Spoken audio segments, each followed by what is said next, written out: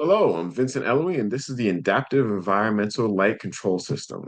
This system adjusts light output automatically based on real-time lux sensor feedback. The lux sensor measures the current light in the environment, then the system determines how much light is needed to be added to the environment based on this measurement and preset value of needed light. Experimentally, we utilize a light sterile environment with pulse width modulated LEDs to control the light levels. Real world examples of this are used in agriculture, offices, and even in prisons when you need to keep light levels at a consistent basis and may have to worry about external lights, such as sunlight. The control strategy itself is relatively simple, where we have R of S is the desired lux input for the system. Then we have C of S being the controller, which adjusts the LEDs in our system itself. Then we have P of S, which is essentially the measurement of light currently in our system. And Y of S is the expected output of the measured lux itself. We do have the feedback of the real-time lux measurement, so that way we do for error correction itself. So when the light's too high or light's too low, that's that feedback signal. The behavior of the light box is the measured light is U of t equals tau with the derivative respective time of L of t plus L of t. So we have the L of t of the current light level plus the derivative over time of time distance of tau of the light level itself. And when taking the Laplace transformation for our P of S function, we get this as 1 over tau plus 1.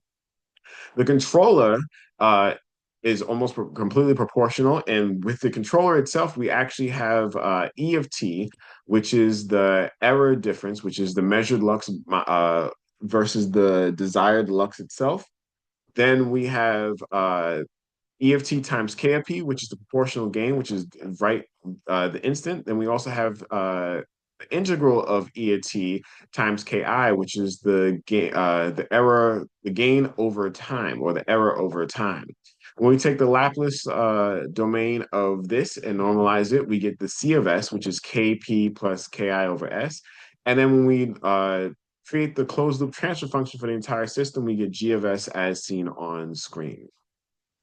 When it comes to showing the results of our experimentation, the hardware itself measures the lux level directly using a BH1750 sensor, and the control model lux is proportional to the pulse width modulation duty cycle of the LEDs that we're using. Since the PWM duty cycle is based on the average power supplied to the LEDs, and the PWM duty cycle controls the brightness of the LEDs itself, we model the lux response like a voltage signal in a class control system, as the real lux is equivalent to the control signal, which is equivalent to a simulated voltage. So if we map the lux that we're seeing, we should get the exact same response or this view as if we were mapping a voltage.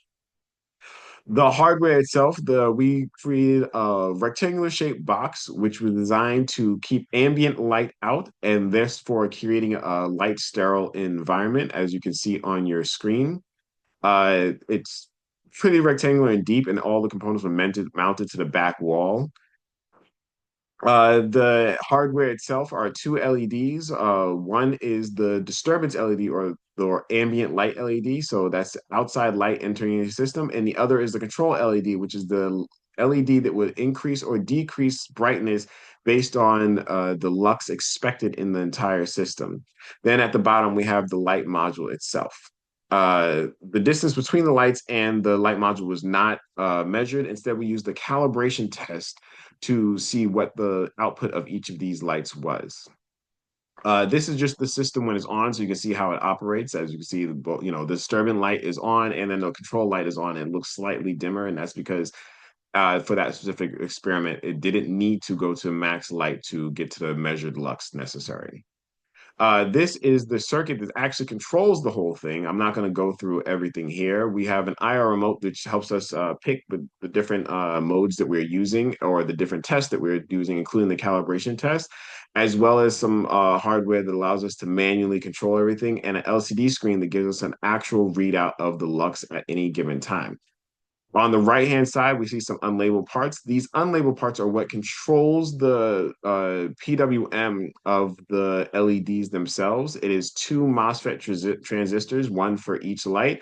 of the ZVN2110A. They have a 320 milliamp current rating, unfortunately, which is why we are hard capped at 30% of the duty cycle of the LEDs, because anything higher would burn out our MOSFET transistors. You can see how the gate of the transistor goes back to the ESP32 that we are going to be using as a microcontroller for our system, and that's how we control the pulse width modulation to the LEDs. And each LED is powered by a separate 12-volt power supply.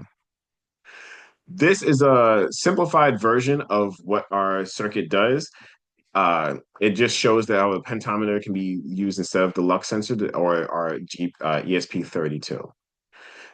This is the results of the calibration test showing that the combined lux of both lights is far greater than the individual lux at one light. And you can see it goes for all percentages of the duty cycle up to 30%, which is our hard cap. And that allows us to know that our testing will be validated with whatever results we get for it, showing that the lux level was increased by the second light and not that the first light just overpowered the entire system. We only did 3 tests, one where the ambient light was 0, so we only measured the PWM of the light we were trying to use, and then 2 tests where the ambient light or the LED number 1 was present for it, and we tried to meet a specific lux level. And we also did different amplitudes for different values of tau and kp to see how it acts over time and at different gain amplitudes. The response can be seen here. It matches almost completely with when it reaches the expected lux, which is the right experimental, as opposed to the simulated on the side. We don't get the overshoot that the simulated gets, but we do get an oscillation back and forth. The oscillation is because we have a hard cap of 1% PWM changes over the period of the entire simulated test. Test 2, we get the exact same thing, even though the tau of the system increases and the KP increases, we get the very similar where it bounces back and forth at the expected lux of 50. And that is again because it's bouncing back and forth between the 1% that it's trying to achieve. I mean, the 50 that it's trying to achieve, but it can only change itself by 1% at a time. And then test 3, we get almost the exact same thing, but because of the extended amount of tau that we're using, we get a slightly more exaggerated curve. Uh, when you look at the root locus and the Bode plots of it, we realize that the system is very stable with uh, showing closer to an overdamped behavior. And we also see that the system response is very poor when it comes to rapid changes, but very good when it comes to slow changes. So it wouldn't react to you waving your hand quickly over the light sensor or a cloud passing by really quickly or a bird or anything like that, but it would respond to sunlight changes. And it's extremely stable, which you can see with the phase margin of 143 degrees, very far from being an unstable system. And that wraps up roughly. In conclusion, both experimentally and simulation, the step response that is close to critically damped, so almost close to critically damped. And since everything is measured almost instantaneously, it's very hard to get an underdamped response for this. In the future, if we want to run this experiment again, I would definitely include a shading apparatus. That means that we could change light even if it's over the lux level that we actually want. You can watch the entire run of the experimentation on YouTube if you wish, and I thank you and good day.